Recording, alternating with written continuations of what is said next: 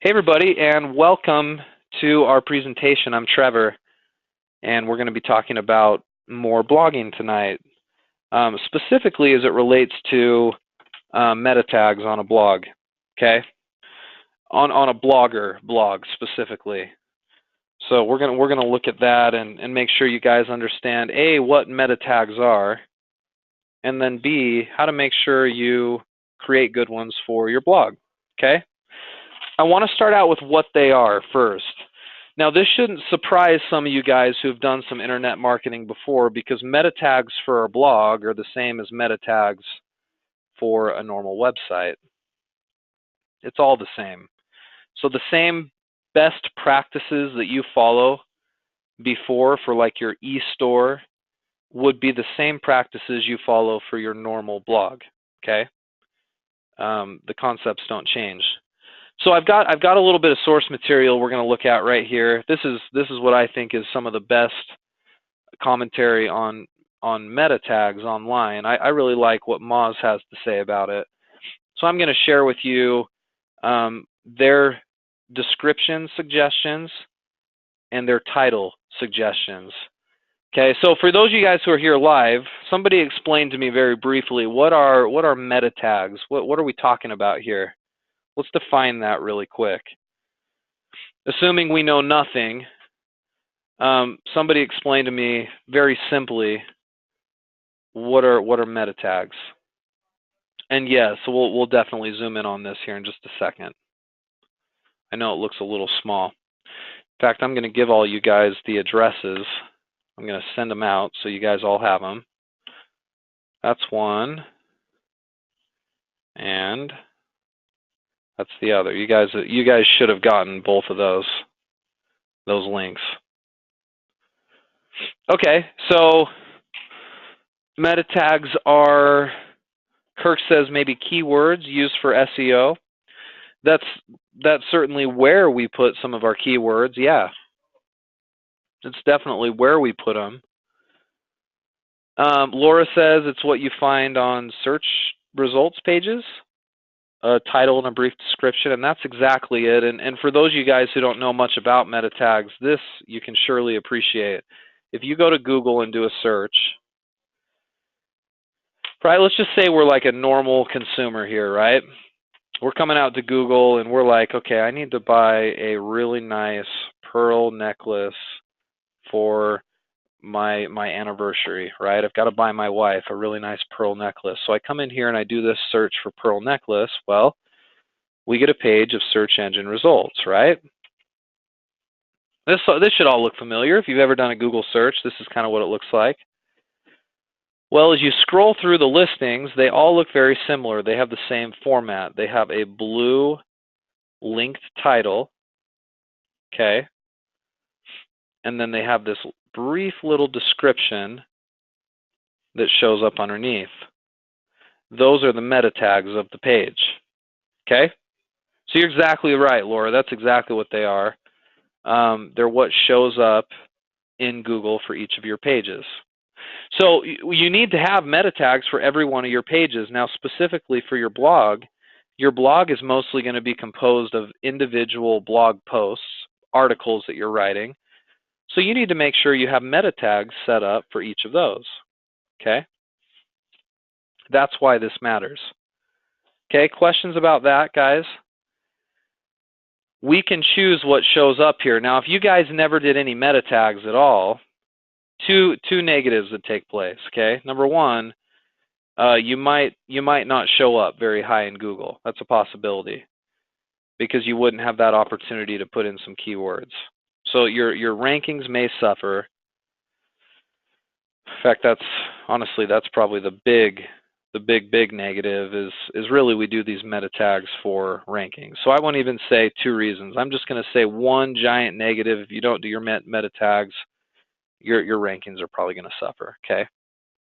So yes, so Catherine, for every single blog post, so you're not just going to have meta tags that are done for the entire blog, just one set. You're going to have different meta tags for every single blog post, okay? Does that kind of make sense, guys?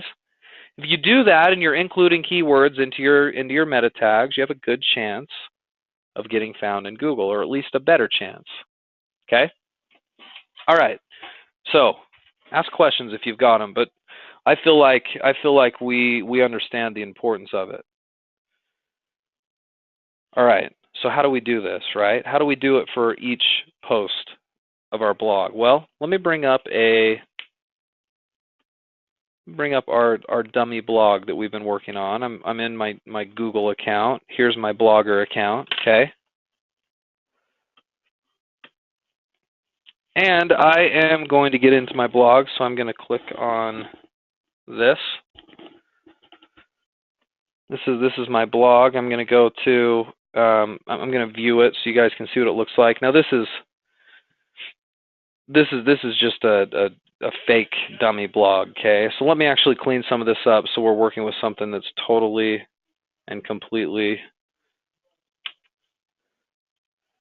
generic. This, so that we can work off of something that's fresh. Okay. Hold on just a sec. I just had to change a couple of settings. Let's see if we've got any posts on this. Let me publish this blog post right here so we've got some content on the blog.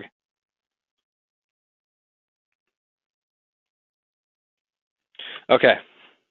So here's our blog right here, okay? Last week we created this dummy post. We were talking about image optimization and how to make sure our images are optimized in a way that Google will help our pages rank higher and maybe even help our images get found. Here's our test blog, right?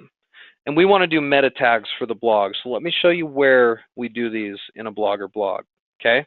In your administrative section, you've got a settings section, and then you've got a search preferences section, okay? And then you've got your meta tags right here.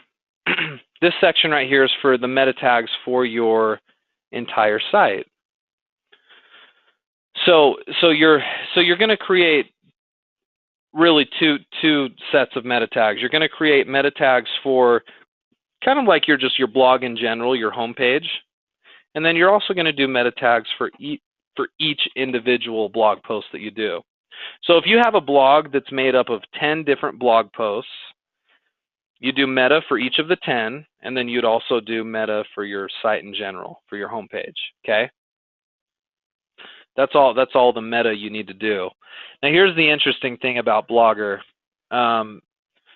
First, let's talk about doing meta tags in a blog post, okay? So we're going to go over here to our post section. And this is our first post listed right here, so I can edit this post. And they actually don't really have a meta tag section on a normal blog post. In fact, what they're going to use is this title for your blog post is going to serve as not only your article title, but it's going to serve as your meta tag title, your meta title, we'll call it, okay? So somebody tell me, what are some of the rules with making a meta title? Okay, what are some of the guidelines to write a good meta title? Remember, there's two types of meta tags. There's a title tag and there's a description tag. So I want to establish the rules here for just a second.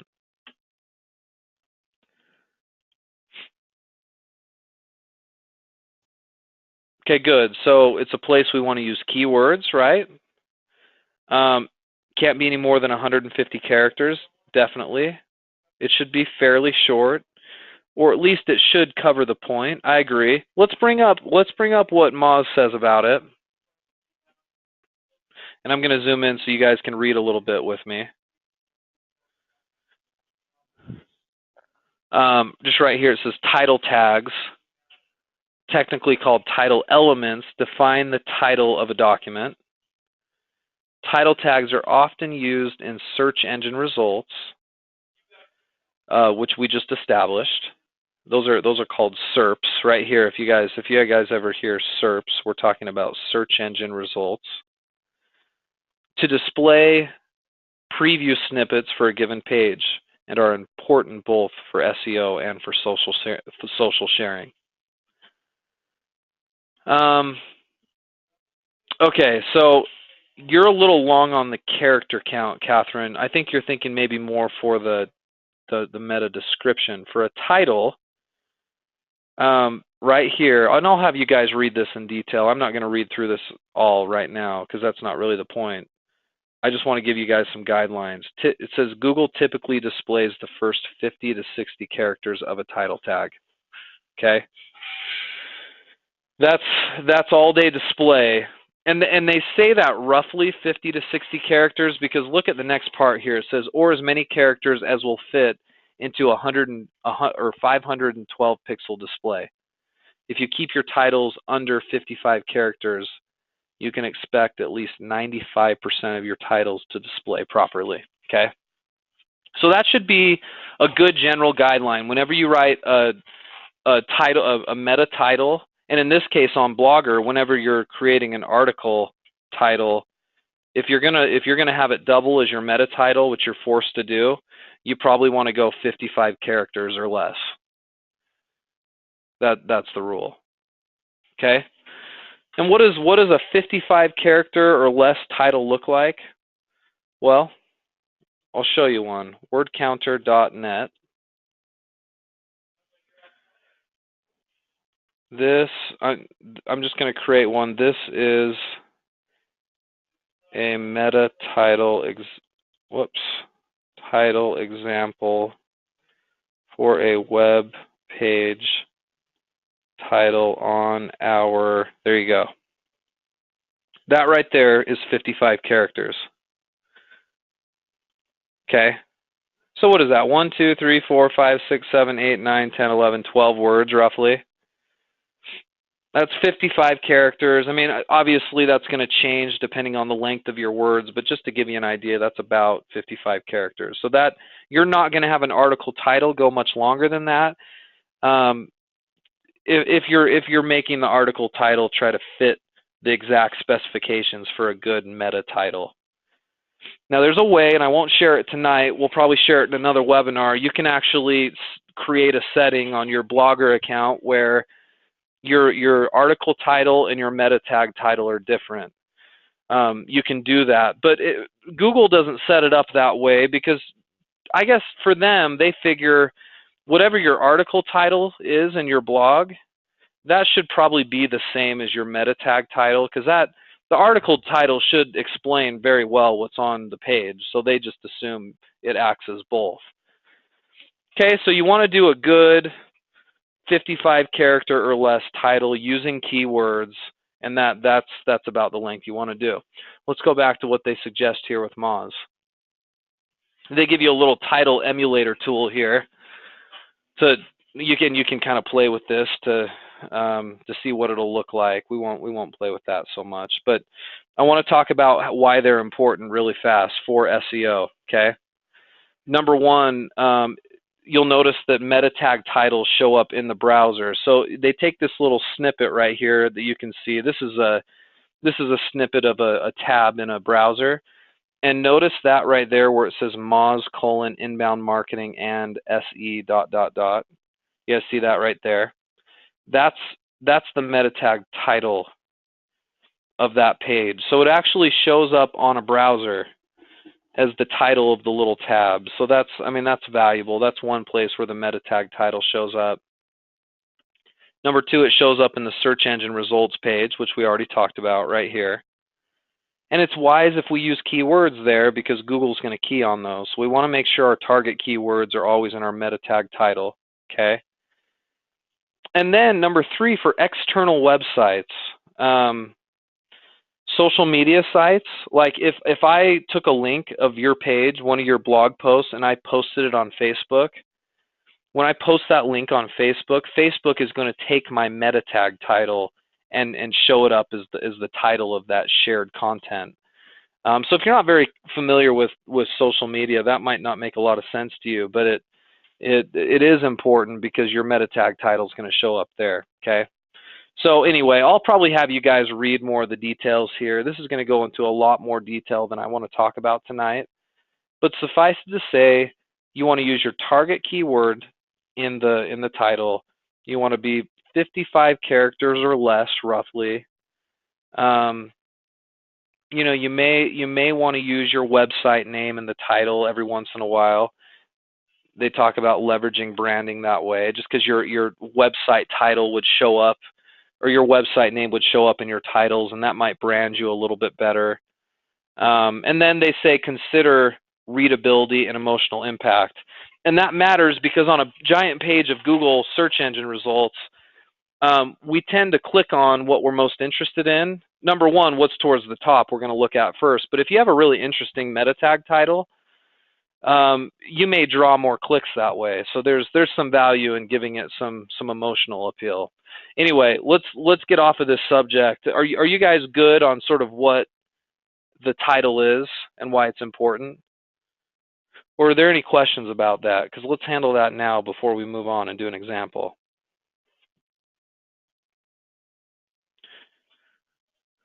Yeah, everybody good on that? If not, let's stop and talk about it, because you know I know sometimes we go through this stuff pretty fast. I sent you guys this link for a reason. It's moz.com/learn/SEO/title-tag. Okay. I guess I should probably post that right up here. Let me just post this link for everybody to see too. This is the link right here.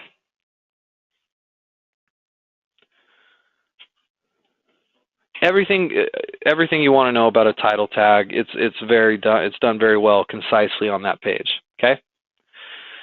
So for a Blogger blog, then, if we're writing content here, and I'm back in on my Blogger side, if I'm creating a title for this blog post, and this blog post is about hockey, and you can see there's a hockey picture right here. The article's about hockey. We're going to want to write a title for this, and whatever the title of our article is, again, going to double as your meta tag title for that page. Okay. Now, we don't really have I don't have a target keyword for this page. Usually, every blog, very similar to doing SEO on a normal website, you want to have a target keyword phrase for each of your blog posts. So maybe my target phrase for this is, I don't know. Let me look at the article.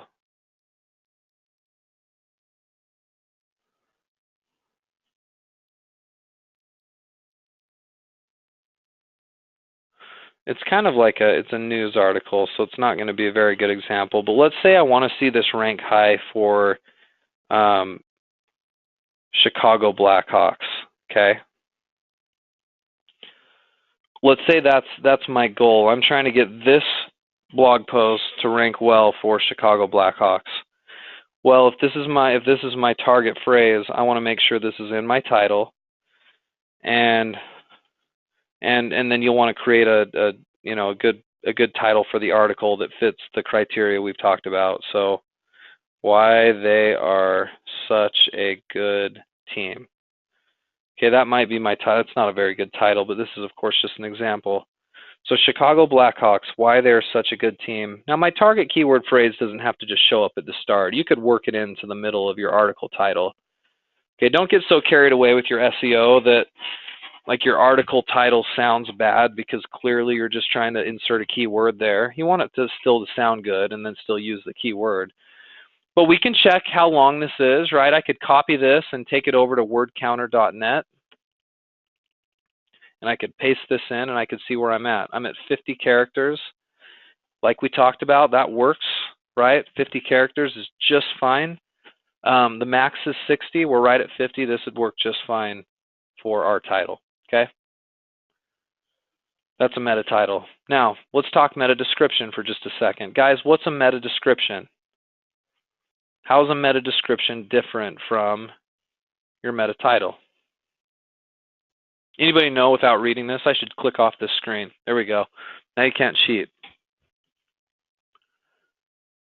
What's the meta description? We mentioned it earlier. Let's see if you guys can remember.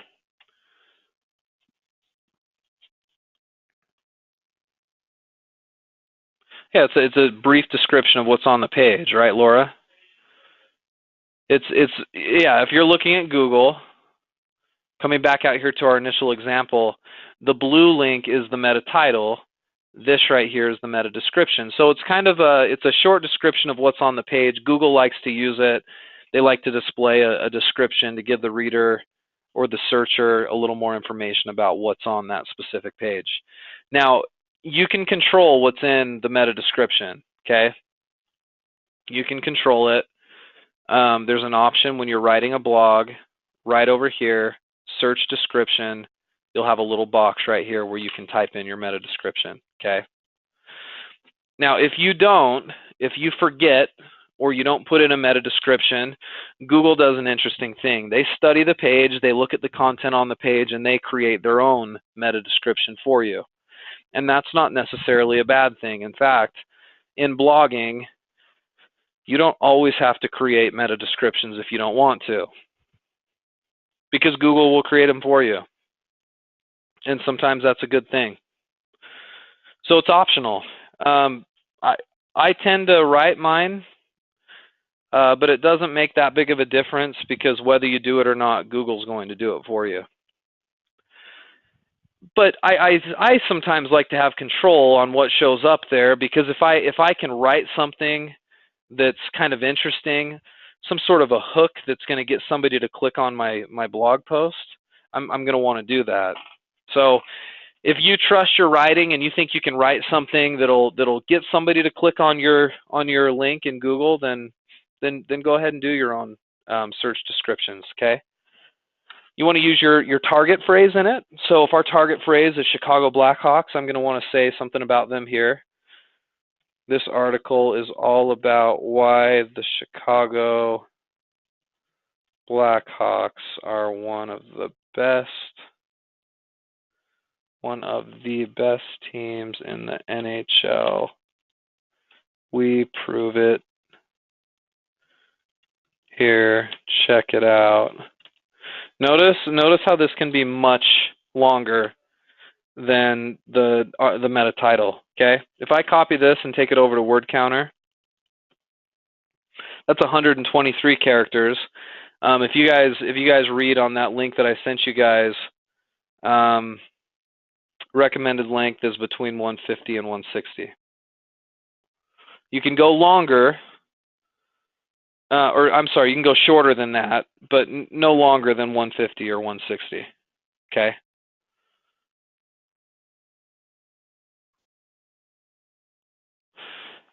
Laura, I think you can always do it. So Laura's question is this: does Google typically do a better job than what we could do?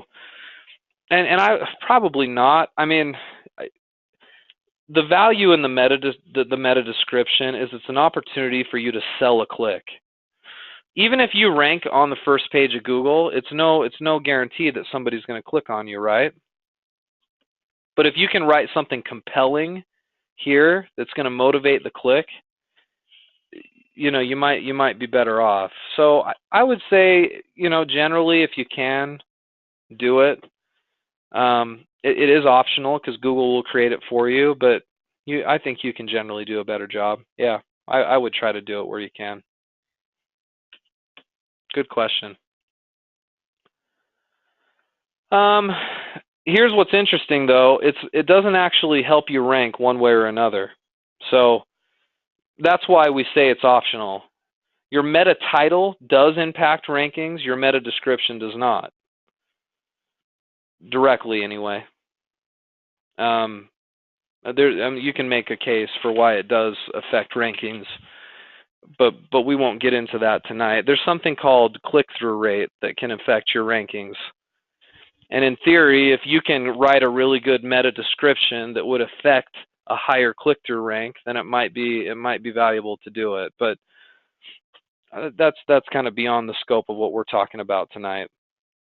But it's not a direct ranking factor. So if you use your keyword or not in your meta description, in theory, it's it's not supposed to affect whether you rank high or low in Google. And it is, yeah, Catherine, these principles absolutely apply to your normal website, for sure. Yep, for sure. So for each, so we've established tonight that every page on your website, your e-commerce site, every product page, every category page, even your home page ought to have meta tags. And meta tags are either a title or description. Those are meta tags. And that's supposed to help us in our search engine rankings, right? Or at least the title will. But if we're writing these blogs that you guys are going to be working so hard to create, and you're trying to create all this really great content, and you might be a phenomenal writer and capable of creating really good blog content, if you don't add the meta the way you should, your chances of getting rankings fall tremendously. So that's why it's worth looking at tonight. And remember, you do your meta tag title as the article title and your meta tag description right over here to the right. Now, some of you guys will notice if you're new on Blogger that you don't have this search description option right here. And if you don't, there's a setting you usually turn on in your Blogger account. So let me go there real quick. Let me see if I can remember where to turn on that setting. Let's go to our test blog here. I think it's under settings.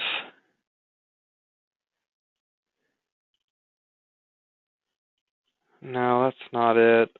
Search preferences. Yeah, okay. So if it doesn't show up under settings and search preferences, it might be disabled. You need to come in here and edit it and enable it and save the change. Okay? That's where you do it. And then under basic here,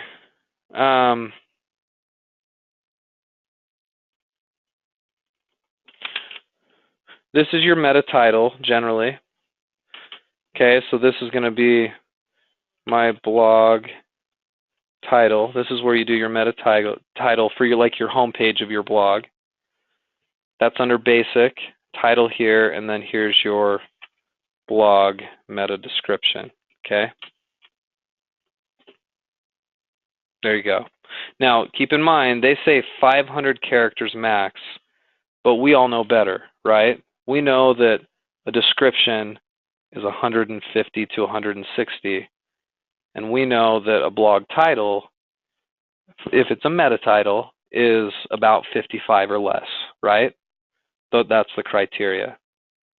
Okay.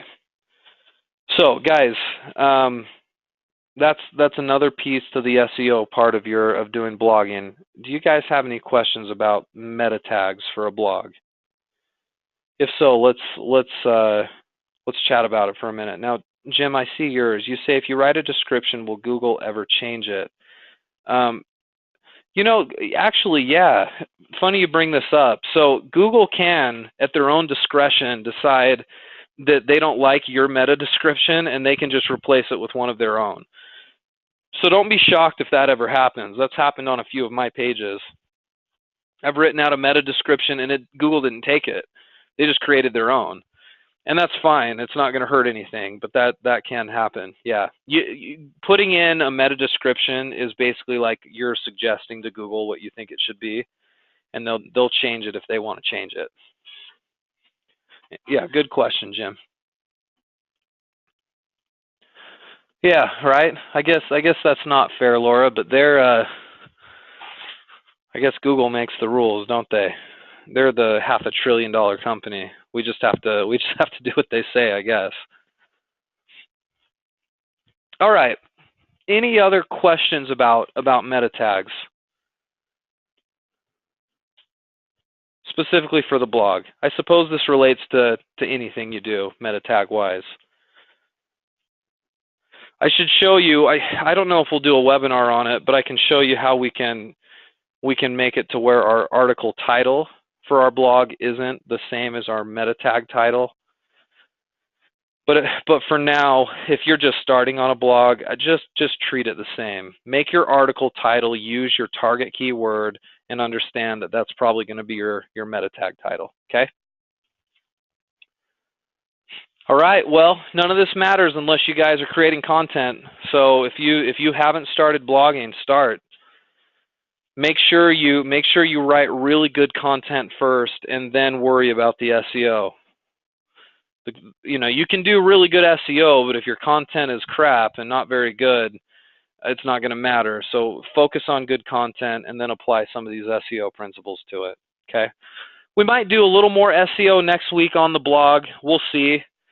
There's some other things that we can look at. We may even summarize some things. That way we can feel good about moving on to our next topic. But hopefully this has been enlightening for you if you're new to SEO. This is pretty basic, rudimentary SEO.